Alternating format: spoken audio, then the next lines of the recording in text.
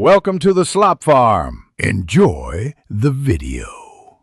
You'll start by turning on your phone's hotspot and choosing settings that the Jio Set Top Box accepts.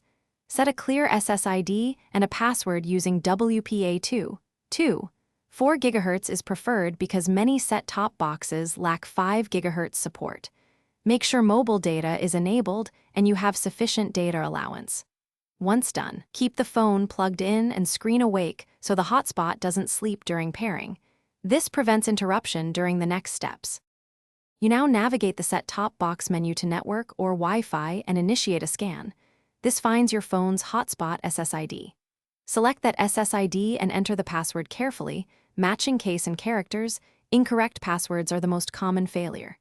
Use DHCP so the box receives an IP automatically and allow a minute for IP assignment. Once connected, run the box's network test or open an app to verify streaming. If it fails, recheck password and signal strength. Finish by confirming the set-top box can stream channels and install any updates. Updates may require a stable connection, so prioritize a solid signal. If streaming buffers or the box shows no internet, reboot the box first. Rebooting clears stale network states. If that doesn't help, toggle your phone's hotspot off and on, or switch the hotspot band and re-enter the password. As a last resort, use USB tethering if supported. It removes Wi-Fi compatibility issues. Thanks for watching. Consider subscribing if we helped you today.